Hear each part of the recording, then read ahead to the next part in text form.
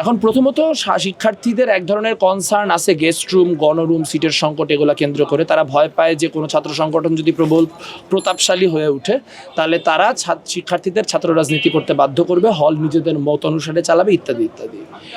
এইটার যে ইমোশন বা সেন্টিমেন্ট সেটাকে কাজে লাগানোটা ছাত্র দলের বিরুদ্ধে সব থেকে সহজ, কারণ ছাত্রদল যেহেতু সব থেকে বড় সংগঠন এবং অতীতে তাদের বিরুদ্ধে যেহেতু এরকম গেস্ট রুম, গণরুমের নানাবিধ এরকম জিনিসপত্রের অভিযোগ রয়েছে। কিন্তু মুশকিলটা হচ্ছে যে নিষিদ্ধ করে ফেলা হলো, এই নিষিদ্ধ করে দেওয়ার মধ্য দিয়ে তো আসলে এটার কোনো সমাধান হলো না, কারণ নিষিদ্ধের মধ্যে দিয়ে তো আপনার হল সংকট নিরসন হলো না। ফলে আপনার শিক্ষার্থীদেরকে মানে কোনো না কোনো কিছু, হয়তো তাকে রাজনীতি করতে হবে না, কিন্তু তাকে তার সিটটা এনশিওর করার জন্য অন্য কিছু করতেই হবে।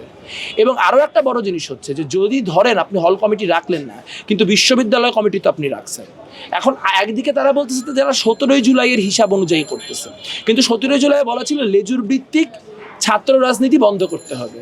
তো যদি 17ই জুলাইয়ের হিসাব অনুযায়ী হয় তাহলে তো আসলে আমাদের রাজনীতি মানে বিশ্ববিদ্যালয় কমিটিগুলো বন্ধ হয়ে যাওয়ার কথা।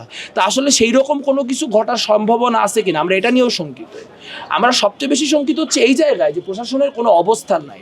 প্রশাসনকে কোথাও 50টা-60টা লোক যদি অবরুদ্ধ করে, এখানে তো আরও শত প্রায় হাজার খানিকের বোধহয় কাছাকাছি মানুষের মিছিল হয়েছিল, জানি না কত 600-800 এরকম কিছু একটা হবে।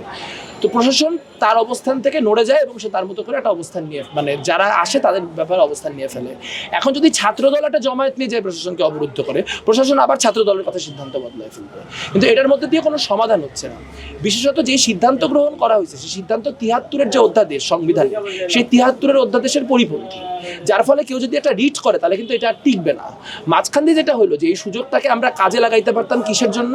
এই সুযোগটাকে আমরা কাজে লাগাইতে পারতাম হল রাজনীতি রিফর্ম করার জন্য, যে একটা ক্যাম্পাস চার্টার ফর্ম করা, যে ক্যাম্পাস চার্টারের মধ্য দিয়ে হচ্ছে আপনার কোন শিক্ষা আপনার ছাত্র সংগঠনগুলি কে কী করবে, কতটুকু মানে কতটুকু আওতাভুক্ত হবে, কতটুকু আওতাভুক্ত হবে না, তার একটা ক্লিয়ার গাইডলাইন বানানো, এবং সেই গাইডলাইনকেও ভায়োলেট করলে বাকি সবাই তার বিরুদ্ধে সংঘবদ্ধভাবে লড়াই করবে, এটার একটা কমিটমেন্ট সেখান থেকে নেওয়া।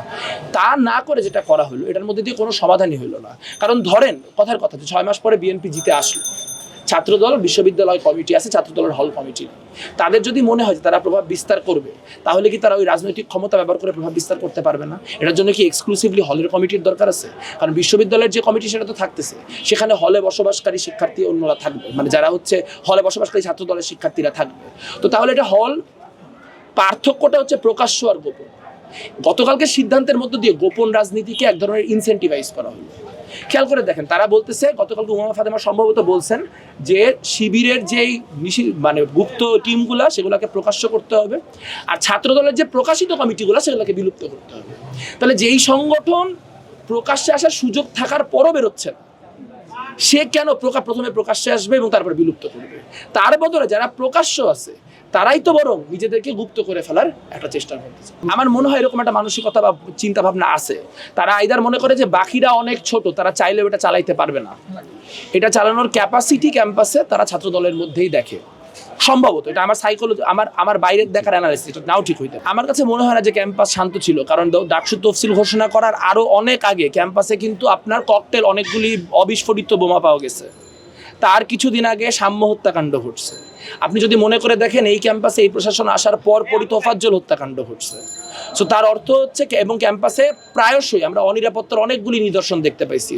আমরা দেখতে পাইছি শেখ হাসিনার ছবি মুছে ফেলা হয়েছে ঘৃণাস্তম্ভ থেকে, কেন হয়েছে, কিভাবে হয়েছে, কেউ কোনো উত্তর দেয় নাই। আমরা তার পরবর্তীতে দেখছি আপনার ক্যাম্পাসে এই চারুকলায় আপনার হচ্ছে শেখ হাসিনার যেই মুরাল, সেই মুরাল ধ্বংস করে ফেলা হয়েছে।